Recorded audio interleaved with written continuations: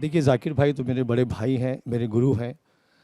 और फिर भी आज एक बार फिर उनसे उनकी बातें जानकर वो जो उनके अनुभव उन्होंने हमारे साथ शेयर किए हैं, जितनी बार भी मैं सुनता हूँ हर बार मुझे नया लगता है। ये सब मैंने उनसे पहले भी सुना हुआ है, लेकिन वो एक ऐसे इंसान है कि अपनी बातों से वो हमें उस दौर में ले जाते हैं कि जो हमने देखा नहीं है, लेकिन उनके शब्दों के ज़रिए हम उस दौर को एक्सपीरियंस कर सकते हैं।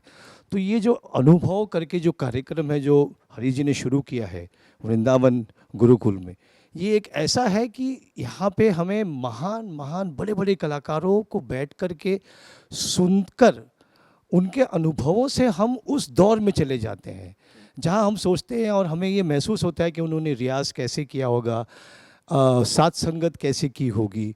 और अमेजिंग एक्सपीरियंस मिलता है हर बार। यहाँ पे मैंने किशोरी जी को सुना है, मैंने एन राजम जी को सुना है, आज जाकिर भाई को भी सुना।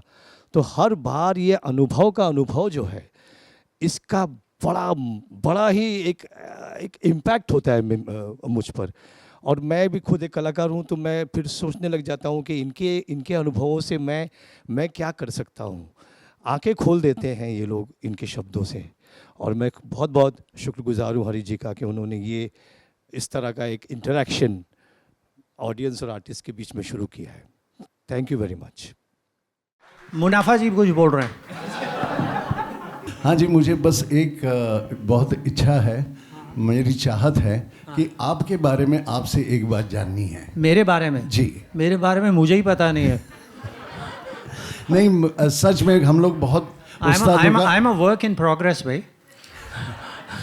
उसी सिलसिले में कि आपने फिजिकल रियाज कितना और कैसे किया है और कब किया है, क्योंकि ऐसा जो तबला आपका हमने इतने सालों से सुन रहे हैं और जो बजता है टचवुड अमेजिंग, ऐसा सुनाई बहुत कम देता है कि इस तरह का।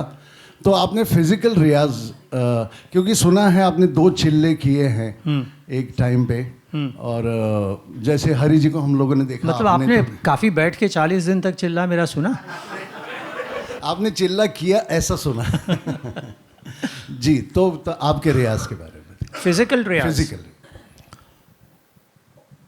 रियाज as I was just saying, ये जो जुड़ा हुआ सवाल जो कह रहे हैं कि everything has to be in here for this to function. This and this has to connect.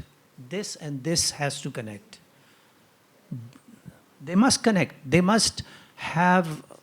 must work in tandem. That has to happen. Or else you're lost.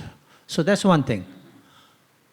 My physical riyaz, and I'm going to have to say that there are many definitions of physical riyaz.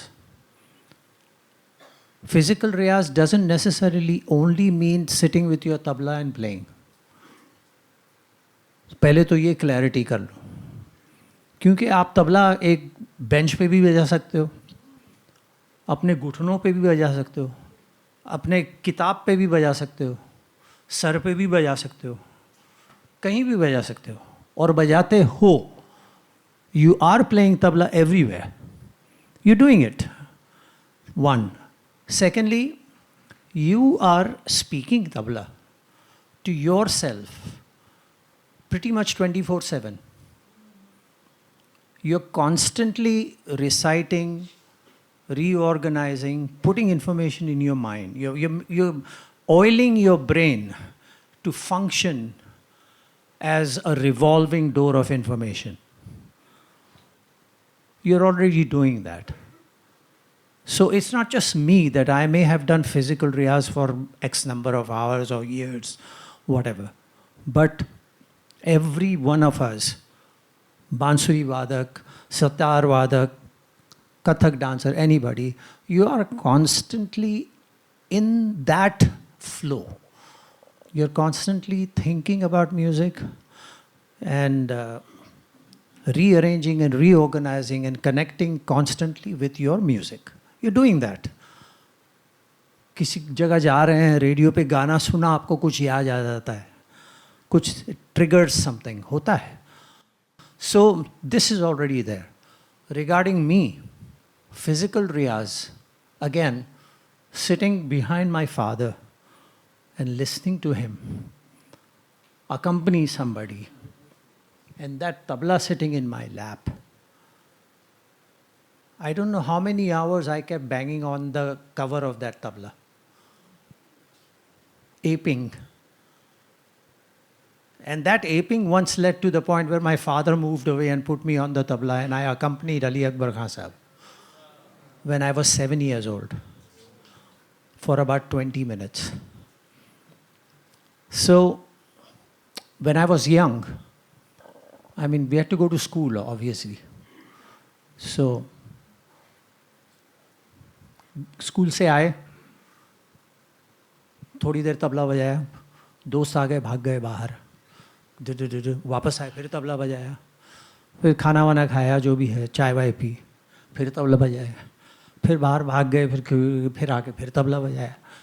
तो television तो था नहीं, और radio में भी बिना का गीतमाला रात को आता था, शाम को, तो तब तक करें क्या, तो फिर तबला बजा रहे हैं. So basically, the riyaz was an off and on thing, meaning connection with this instrument, physical level. But it was never like के नहाए धोए, कपड़े पहने, अगरबत्ती जलाई, वो सब किया बैठे. You know, my father did not force the enormity of what this was on me. ऐसा नहीं था कि अरे ये ऐसी विद्या है, इसको 18 घंटे 18 साल तक रोज़ रियाज करोगे तब जाके कहीं तुम्हारे हाथ से क्लियरली एक धा निकले. आदमी वहाँ सुन के ही बेहोश हो जाए, बोले मैं नहीं करता.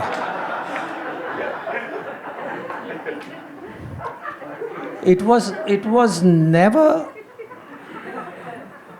I think the kind of environment that was created for me was that this is something normal, something fun.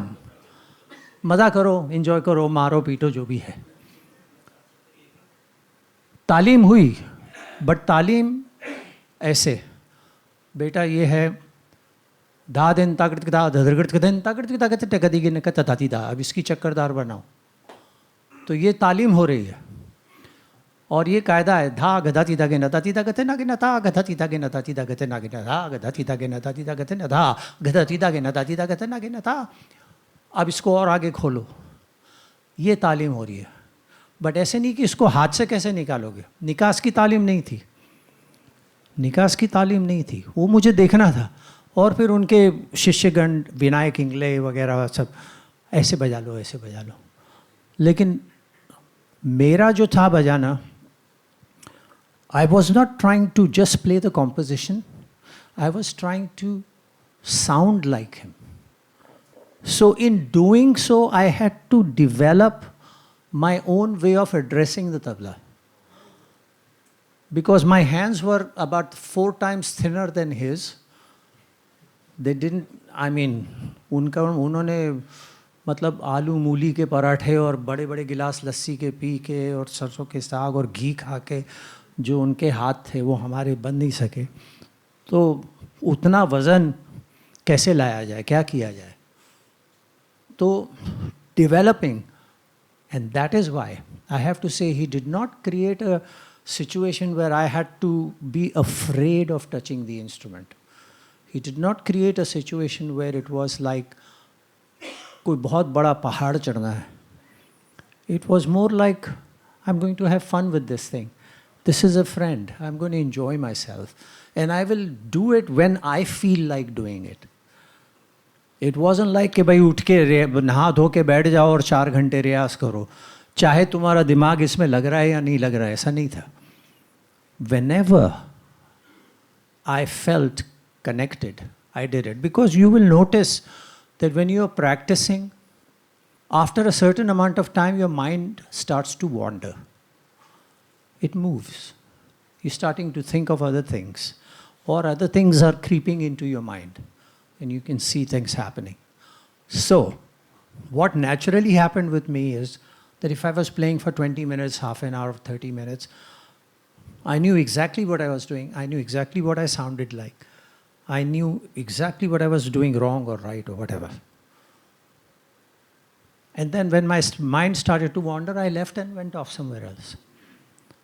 So every time I played the actual instrument, the interaction, the connection with the instrument was 100% there.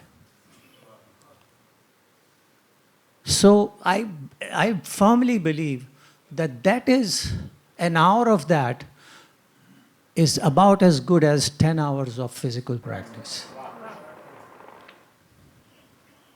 So keeping that in mind, I cannot imagine that I played more than maybe 2.5 hours a day maximum. Maximum. But through the day, I mean, my teachers used to put me outside the class in school. I'm sure their school in St. Michael's High School, they still have the benches with some indentation in it. I played those benches so hard. But that was fun because those, they open like this, you put the books inside, close it. So they were hollow. And because they were hollow, they had a good sound.